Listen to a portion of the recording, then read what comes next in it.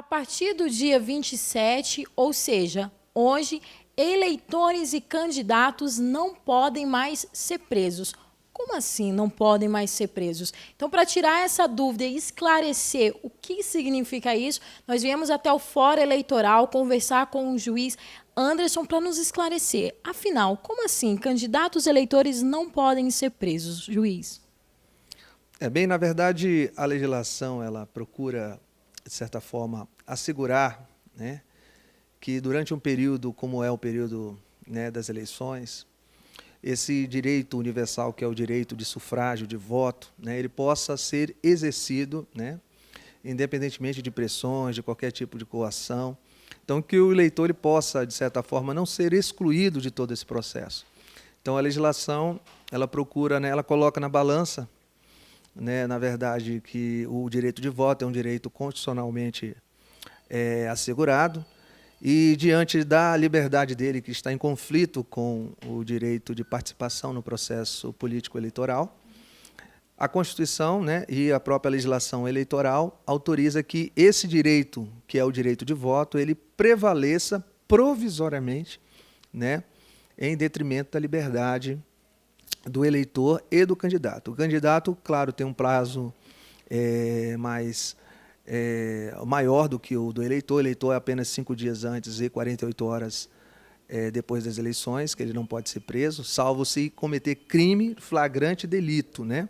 Crime flagrante delito, conforme o artigo 236 do Código Eleitoral. O Código Eleitoral data de 1965, então um código bem antigo, mas cuja a norma ainda permanece em vigor. Bom, juiz, eu queria que o senhor contasse um pouquinho da história dessa lei, a partir de qual momento que surgiu essa lei. Como o senhor acabou de falar, é antiga, né, mas tinha um porquê naquela época de colocar, então, de repente, vou então colocar uma lei onde eleitores não podem ser presos. Tinha um motivo naquela época. Eu queria que o senhor me relatasse, então, um pouquinho do contexto histórico. Na década de 60, né, aconteceram muitas coisas, não só no país, no nosso país, mas também no mundo. Foi um período muito conturbado, né?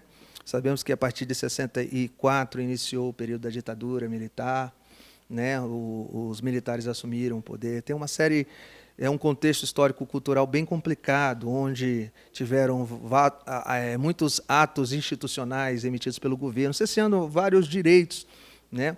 E nesse contexto que surgiu, né, o Código Eleitoral. E o Código Eleitoral, na verdade, ele visou primar por isso, né, para que, de certa forma,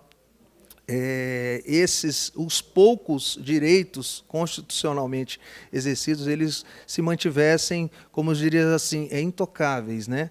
E um desses direitos foi justamente assegurar que mesmo aquele que estivesse com, né, uma situação delicada diante da justiça, com prisão decretada, não pudesse ser preso. Nós sabemos que, né, o Brasil caminhou num período muito complicado até, né, a redemocratização na década de 80, final da década de 84, quando passou-se do governo militar para o governo civil, né, e percebeu-se que, na verdade, esses direitos foram assegurados para que fosse assegurado o mínimo necessário para que o eleitor continuasse, de certa forma, não tendo anulado os seus direitos, mas que ele continuasse, de certa forma, participando do processo eleitoral na escolha dos seus representantes.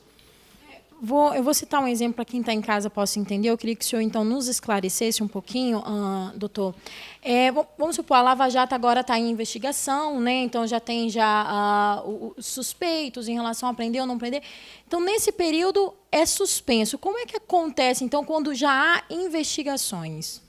As investigações, naturalmente, elas prosseguem, né? O que fica suspenso provisoriamente é o cumprimento, né, de prisões nesse período. Isso não quer dizer que essas prisões não possam vir a acontecer.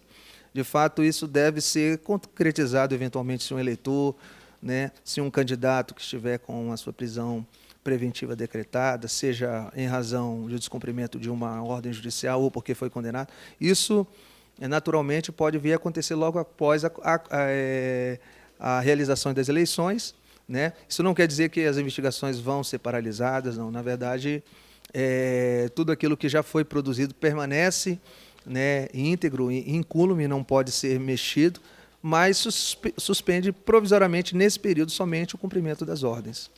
Esse foi um pouquinho do esclarecimento, afinal, o que significa, então, essa lei de eleitores e candidatos não poderem, então, serem presos nesse período. Tem todo motivo e existem algumas exceções também. O senhor poderia citar quais são essas exceções? Deles poderem ser presos, né, conforme o artigo 236, né, do Código Eleitoral, aqueles casos onde a pessoa está sendo flagrada na prática do crime, vamos dizer, um homicídio, né, uma compra de voto, né, que está mais diretamente envolvido com as eleições, né, ou em virtude, né, de uma sentença condenatória por crime inafiançável, no caso que o eleitor ou o candidato ele não recorreu da decisão. Então, ele pode ser preso nessas situações, né, se ele estiver cometendo o crime ou ele já estiver com condenação, né, da qual não cabe recurso. Nós falamos, juridicamente falando, quando transitou em julgado. Então, ele não cabe mais recurso, ele não pode mais apelar daquela decisão, nem recorrer para as instâncias superiores, ele pode ser preso nessas duas condições. Nós temos um caso aqui dentro da nossa zona eleitoral, né, que é um caso de um político que está concorrendo, que foi condenado, mas ele está com recurso para as instâncias superiores. Nesse caso, né, está assegurado para ele a participação no processo eleitoral, inclusive continuar a realizar a sua campanha, e nesse período de proteção legal ele não pode ser preso, até que realmente supere-se essa época ou saia-se a condenação definitiva dele. Esses foram, então, os esclarecimentos do juiz Dr. Anderson, esclarecendo um pouquinho, afinal, porque muita gente tinha dúvida, afinal, como assim não pode ser preso? Vocês já viram que é uma lei já antiga, né? Ela pode ser alterada, pode ser mudada. Como é que funciona a partir da realidade de hoje? Não, naturalmente, como uma lei que foi elaborada, né, há muitos anos atrás, toda lei ela é passível de... A sociedade é uma sociedade dinâmica, né? Nós vivemos numa sociedade onde os direitos sociais eles evoluem, onde as relações humanas, sociais, elas estão em constante modificação, né? E a legislação ela não pode ficar parada no tempo. Na verdade, as leis elas foram feitas para durar durante um certo tempo, e na medida em que a evolução social, a necessidade, né, exige que elas sejam alteradas, né, passa-se pelo processo legislativo, né, no caso, a responsabilidade dos nossos deputados e senadores, deputados federais do Parlamento Nacional. Eles poderiam, naturalmente, né, revogar esse código, estabelecer um novo Código Eleitoral, como tem sido feito com outras leis, a Lei das Eleições do 9.504, a Lei da Inelegibilidade, que é a Lei Complementar 64/90. Então, tem várias leis que, na verdade, né, elas vão acompanhando, né, os anseios da sociedade, na proporção que a necessidade, a evolução da nossa sociedade, da nossa democracia, ela vai evoluindo. Então, naturalmente, essa lei ela pode, né, esse artigo ele pode ser revogado, ele pode ser alterado, ele pode ser aperfeiçoado, né, de acordo, claro, com os interesses, né, que o parlamento e a sociedade o exigirem. Então, estivemos aqui no Fórum Eleitoral esclarecendo, então, sobre esse Código Eleitoral, que algumas pessoas tinham dúvidas. Então, essas são imagens de Olivan Yuri, eu sou Mara Carvalho para a TV Alamanda, a TV que faz a diferença.